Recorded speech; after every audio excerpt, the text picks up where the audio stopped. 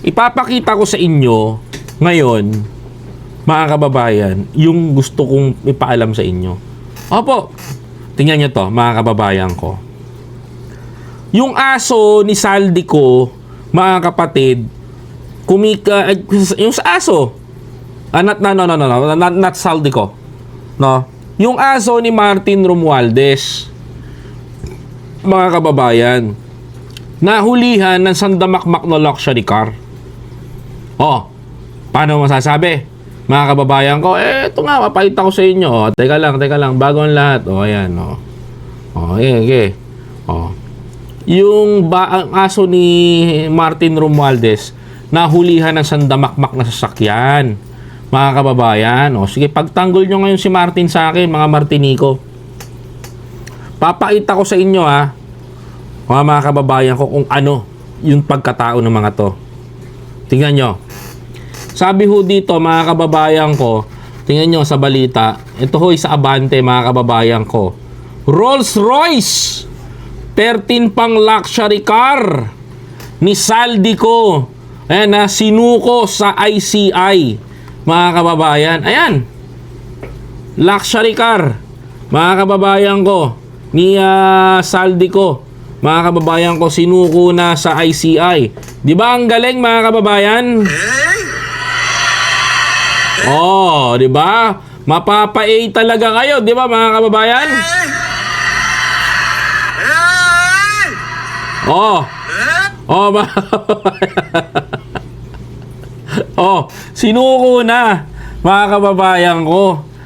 Sabi pa dito, mga kababayan ko, babasahin ulit natin, mga kababayan. Talaga nga namang mapapa-A kayo sa galing, mga kababayan ko, ha?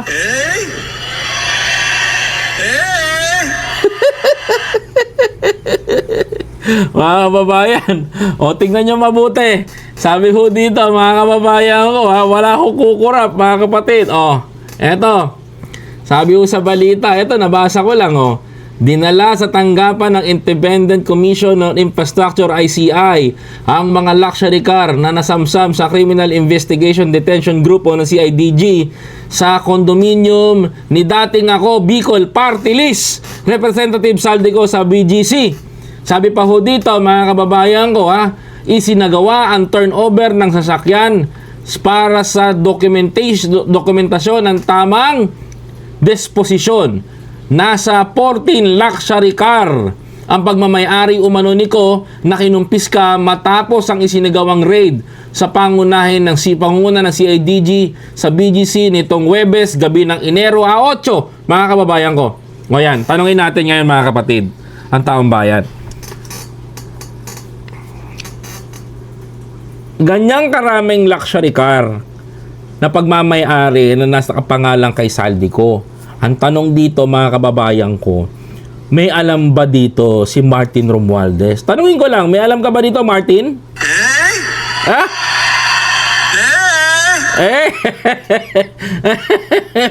Walang sagot si Martin, mga kababayan ko. lang, mga kababayan.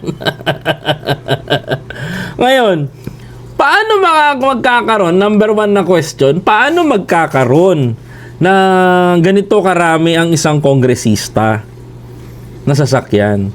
Kung itong kongresista na to ay nasasangkot sa maanumalyang flood control, maanumalyang insertion, imposible namang hindi alam ni nito ni ang nangyayari, mga kababayan. O, di ba?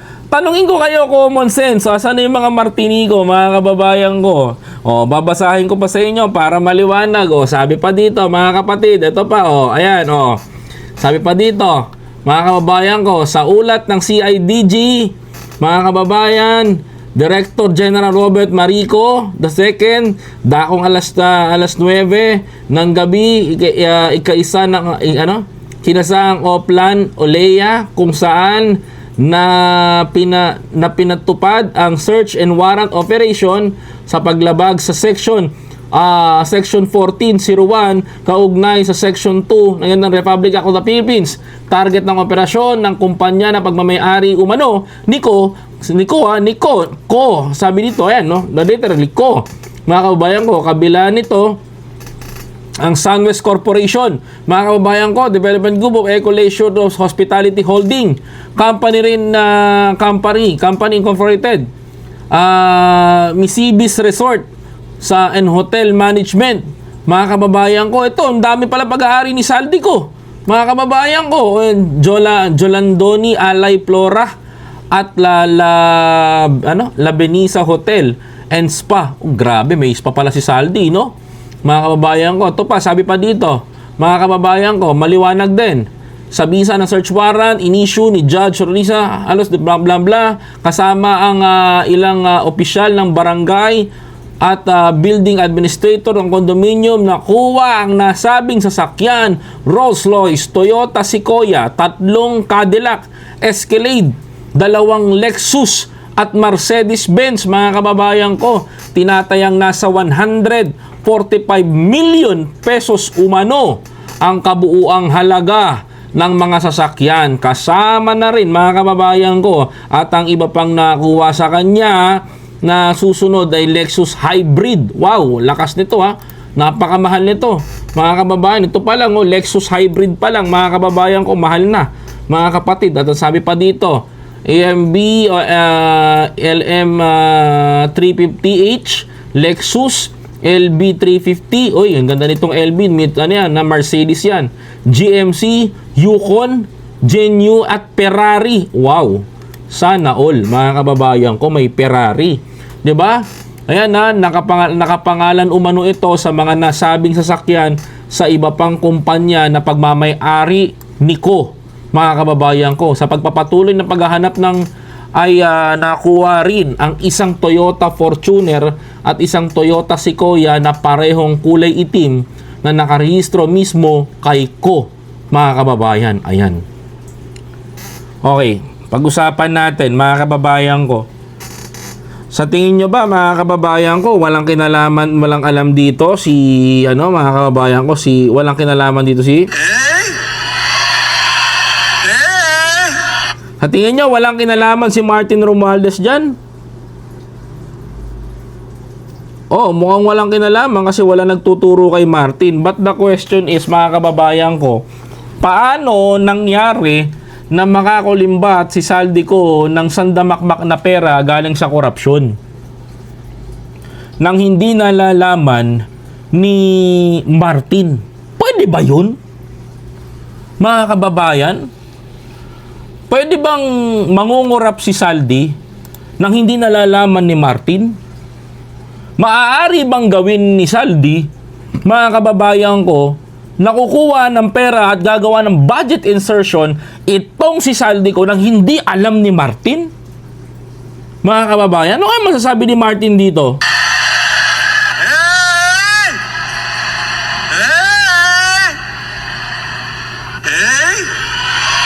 Mga kababayan. Shoutout kay The Warrior. 'Di ba? Sabi ni Ma'am Apologic, mga kababayan ko, babasahin ko lang. Hindi man lang sinita ni Romualdez na super obvious ang aso niya. Tama dito si Ma'am Apologic ha. Thank you po. Hindi man lang ba sinita ni Martin Romualdez na super obvious ang aso niya. Yun ang downfall niya. He enabled to Saldico. Correct. Mga kababayan, yun yung punto doon. Imposible na hindi sisitahin ni Martin ang kanyang aso. Tumain na nga sa bakura, tumain na nga sa loob ng Kongreso, hindi ba wawalisin at sisitahin nitong may-ari, itong caretaker ng Kongreso? Di ba, mga kababayan? So ano ang nagsasabi dito? Ano ang nagpapatuloy na pumupunto kay Romualdez? Ang galing, wala. 'Di ba? Pero kay Saldi nakatutok sa kanya. Sapagkat hindi naman nakita ng mata ng taong bayan na itong si Martin ang kumuha. Sapagkat, mga kababayan ko, ang malinaw dito, itong si Saldi ang magnanakaw at ang tinuturong kasabwat si Bongbong, hindi si Martin, mga kababayan.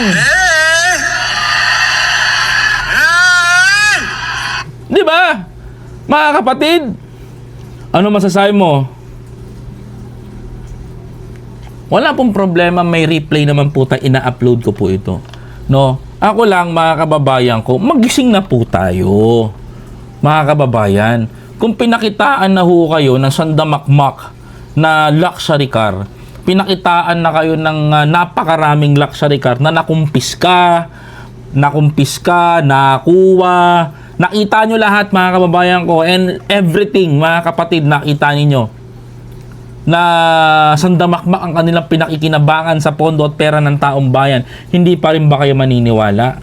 Hindi makakabili ang isang kongresista katulad ni Saldico, mga kababayan ko, ng ganong kalalaking luxury car. Alam nyo ho kung bakit? Milyon-milyong piso ho ang halaga, mga kababayan.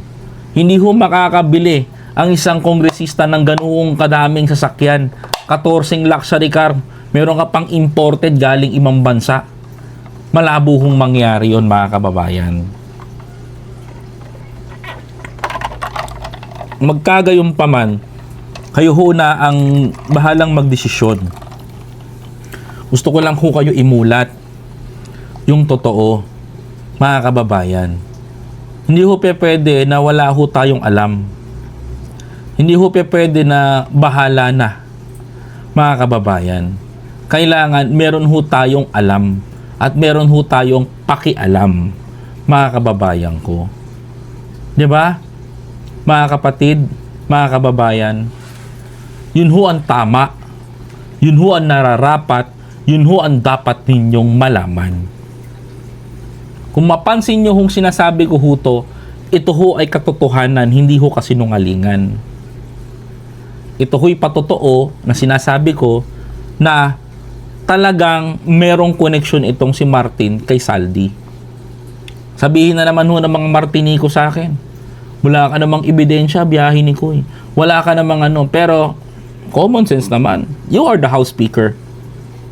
Kapag ang aso mo tumahol, mga kababayan ko, alam mo, maririnig mo, sisitahin mo.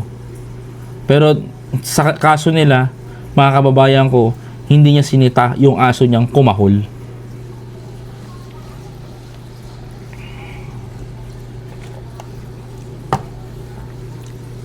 Diba? Kaya kung aawayin ako ng mga Martinico, so what? Maybe, baka di nila ako kayanin. Mas mahirap pa akong kalaban. Diba? Robert J. Traveler Adventure, hello po sa inyo. May pakialam tayo, ginagago tayo ng mga king. Correct, Ma'am LB. Totoo yan. Ikaw, kayo, mga OFW, kayo na nagpapasok ng pera sa Pilipinas, nagbabayad kayo ng napakalaking buwis. Imaginin ninyo kung gaano kalaki ninanakaw sa inyo.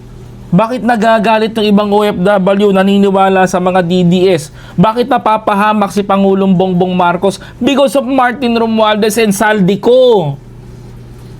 Di ba? Sabi nga ni PBBM, walang kapatid, walang kamag-anak, lahat mananagot sa termino niya. Dapat lang talaga. Dahil sobra ang ginawa nila sa bansa natin. Sobrang pamamahiya, sobrang pang-iipit, sobra na, tama na, hindi na tama sa bayan. Ikulong na yan ba ngayon? Mga kababayan ko, tama ba ako? Tama ho ba yung sinasabi ko? Ikulong na yan. Mga kapatid, wala lang tayong bitay eh. Pero meron tayong ikulong na panawagan. Hindi ako maniniwalang hindi usangkot si Martin. Hindi ako maniniwala kahit kanino na wala akong kinalaman itong si Martin. Sa mga tagapagtanggol ni Martin, umpisahan nyo na ho mga kababayan ko. Dahil ito na ho yung pagkakataon na kayo'y makapagpakitang gilas.